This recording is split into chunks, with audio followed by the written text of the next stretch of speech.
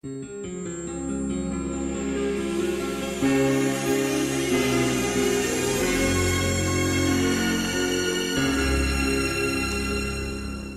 des Halles, ce soir, une rencontre avec le metteur en scène Alain Françon pour une pièce, Le Dépeupleur, de Samuel Beckett. Bonjour, Bonjour. Alain Françon. Merci d'être là, merci d'accepter cette interview pour parler de cette mise en scène. Le Dépeupleur, Samuel Beckett, c'est un petit peu peut-être... comment vous pourriez définir cette pièce un peu... C'est pas une pièce au départ. Hein. C'est un texte. C'est un texte, Ouais. c'est pas du tout... en fait, c'est pas écrit pour la Le scène. théâtre. Ouais. C'est justement ça que je n'arrive pas justement à déterminer comment on peut la présenter. C'est-à-dire qu'en fait, quand même, il y a bon, d'abord, il y a l'écriture beckettienne, enfin, ça se retrouve, c'est comme dans les pièces, c'est comme dans Fin de partie, comme dans Godot, comme dans la dernière bande. Là, en l'occurrence, il s'agit de... Bon, puisque c'est la description de la... Comment on pourrait dire ça? Des us et coutumes d'un petit peuple enfermé dans un cylindre, qui cherche l'issue, qui ont des systèmes de circulation, qui sont obligés, etc. Bon. Enfin, donc dans un système, on pourrait presque dire concentrationnaire, donc ça veut dire que ça fait penser au camp, que ça fait penser, etc. Mais de l'autre côté, c'est peut-être aussi un abri, c'est-à-dire que finalement, on ne sait pas ce qu'est l'extérieur de ce cylindre, et peut-être que l'extérieur est encore plus menaçant que l'intérieur, donc après tout, ça pourrait Oui, être... est-ce que finalement c'est peut-être une coquille où on se sent en sécurité, ou est-ce que peut-être c'est une prison? Enfin, je veux dire, là, voilà. c'est au spectateur à déterminer. C'est au spectateur à déterminer. Oui, je pense, parce que, je veux dire, c'est une énorme métaphore, donc je pense que Beckett, lui-même, ne statue pas là-dessus. C'est comme quand on monte Fin de partie, on peut penser que Fin de partie, c'est peut-être après l'explosion atomique, où il ne reste plus rien, sinon un abri. Enfin, je veux dire, on peut toujours imaginer ça, mais on n'est pas non plus obligé de penser ça. Voilà. De nature à faire que le spectacle soit noir, pessimiste, sombre, voilà. Il n'en reste pas moins que ça l'est par moments, c'est-à-dire que... Mais ce qui est intéressant, c'est que ça passe très vite du tragique au rire. D'ailleurs, il n'y a pas de tragique, il n'y a pas de tragédie s'il n'y a pas de rire. Donc, ça voisine de l'un à l'autre. Et alors pour ça, on a imaginé que, de toute façon, la parole sur ce cylindre, ce qui se passe dans ce cylindre, ne peut être prise que par quelqu'un qui est à l'extérieur du cylindre, justement. Et donc, on a imaginé que le personnage pouvait être, comme souvent dans les pièces de Beckett, la référence est sur le plan de la forme, parfois le cirque et surtout les clowns. Je crois qu'il aimait beaucoup ça. Moi, j'aime pas trop. Enfin, lui, il aimait beaucoup. Et donc, on a pensé à un personnage qui serait un peu entre clown, magicien, chef d'orchestre, etc. On lui a trouvé un costume un peu... Jacques Gabel, qui a fait la scénographie et les costumes, lui a trouvé un costume que je trouve assez beau. Et puis, partant de là, on a inscrit un système d'adresse au public, c'est-à-dire qu'il parle continuellement au public. Et puis, il se conduit... en fait, il est au-dessus du cylindre, parce qu'il y a un trou dans le décor dans lequel... oui, on imagine. Et donc, il tourne autour, je veux dire, et il nous décrit ce petit peuple, mais comme un Jupiter qui serait fier à la fois de sa création, qui en serait parfois ennuyé, qui serait parfois triste, parfois dans la compassion, parfois dans la haine, parfois dans l'énervement, enfin voilà.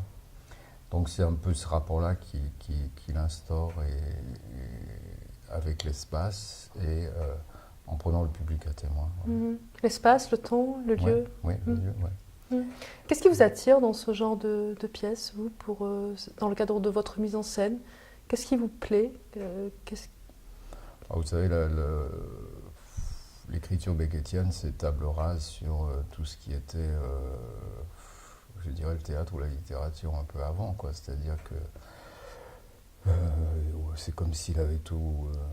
derrière, il n'y a que des ruines, je veux dire. La phrase beckettienne, elle est complètement lapidaire, sommaire. Les échanges sont, on ne peut plus, comment dire, c'est une phrase sèche, très serrée, je veux dire. Je sais pas, le dialogue en fin de partie, c'est quelle heure est-il? Et l'autre répond la même que d'habitude. Tu vas regarder, oui, et alors, qu'il pleuve, il ne pleuvra Alors pas. justement, c'est quoi? C'est cette singularité Je pense que c'est une manière, oui, c'est une vraie forme, je crois, et puis Ouais. c'est vraiment une écriture très singulière qui a fait table Ouais. rase sur tout ce qui est l'écriture avant, c'est-à-dire sur la psychologie, sur le romanesque, sur des choses comme ça, quoi. Et tout à coup, ça devient, c'est comme un charbon ardent, enfin, je veux dire. Alors est-ce que c'est la singularité qui donne à la réflexion justement et que finalement ça peut être compris Ah oui, je pense. avec tellement de sens et Oui, je pense que mais en même temps, cette écriture-là, je veux dire, moi, je pourrais pas faire que ça, par exemple, Mhm. comme metteur en scène, parce que je veux dire, Alors justement, est-ce que cette singularité-là, vous en tant que metteur en scène, vous permet de vous donner mille et une réflexions de mise en scène ou est-ce que justement ça vous cantonne à quelques idées et vous devez ah non, rester je pense pas, non, c'est non? pas du tout restrictif, Voilà, c'est plutôt donner. mais il faut, comment dire, c'est comme une contrainte, mais à l'intérieur de la contrainte, la liberté, elle est immense, Hmm. quoi. Mais seulement, il faut, À partir de rien, finalement, on a accès à tout, ouais, quoi. mais c'est Hmm. organique. Enfin, je veux Hmm. dire, ça peut se trouver de manière organique, ça peut pas se trouver en surface comme ça, je veux dire, parce que c'est un théâtre, c'est profond. Enfin, je veux dire, c'est un théâtre qui est d'abord existentiel, donc c'est bien de l'être qu'il s'agit de l'existence, quoi. Mhm. Donc mais voilà, mais en même temps, en plus, il faut dire aussi que c'était un maître. Alors, je sais pas, comme, comme il était irlandais, je sais pas si ça vient de là, mais c'est un maître. Je sais pas quel mot qui convient, ironie, humour, je sais pas exactement lequel il faudra employer, mais en tout cas, il y a des moments, c'est à hurler de rire, les pièces de Beckett. Et 2 secondes après, c'est profondément tragique. Mais ouais, c'est cette alternance. C'est comme, voilà, c'est continuellement comme un oxymore, quoi. Vous avez d'ailleurs monté, je crois, cette pièce toujours avec le même acteur il y a Fin de partie, oui, à quel- l'Odéon, il y a 4-5 ans, je crois. Ouais. Et alors, justement, est-ce que vous avez la sensation, le sentiment que cette pièce reste toujours actuelle? Enfin, ce texte théâtralisé, Ah oui, peut-être, reste toujours actuel aujourd'hui? ah bah oui, bien Ouais. sûr. Oui, oui, mais parce que justement, le théâtre beckettien, il est jamais naturalisé, c'est-à-dire, je pense qu'il est incapable d'écrire un dialogue de gens qui sont en train de manger à table. Hmm. Je veux dire, chaque fois, c'est dans des lieux qui ressemblent plutôt à des abris, à un no man's land, Hmm. voilà, enfin, je veux dire, c'est comme la femme de. Comment s'appelle ce texte que jouait Madeleine Renaud? Oh, les beaux jours, sur cette femme qui est enfermée dans un trou, dont elle a juste le buste qui sort du trou. Ou je sais pas, dans fin de partie, les 2 vieux, les parents qui sont dans les poubelles. Enfin, je veux dire, c'est table rase justement sur tout espace naturaliste. Et donc forcément, l'écriture est aussi dans ce sens-là, quoi. C'est de l'humour noir aussi, vous pouvez dire ça? Oui, je pense qu'on peut le Ouais. dire. Ouais. Ouais. Ça ressemble plus à ce que les Anglais appellent le nonsense. Enfin, je veux dire, Mhm. Nos sens, oui. ouais, Mhm. nonsense, ouais. Ouais. Est-ce que vous avez trouvé une évolution dans les façons de mettre en scène, justement, et là je parle de manière générale, Ouais. depuis toutes ces années Oui, où oui, oui, bien est-ce sûr. que vous vous sentez plus libre ou plus restreint, justement, dans les mises en scène? Mais ça dépend de ce qu'on fait, je veux dire, ça dépend de comment. Ça, c'est des vrais problèmes, hein, c'est des problèmes de choix. C'est pas seulement des problèmes de choix, c'est des problèmes d'éthique, c'est des problèmes d'éthique et d'esthétique. Alors, je sais pas, je veux dire, aujourd'hui, par exemple, je trouve que souvent le discours,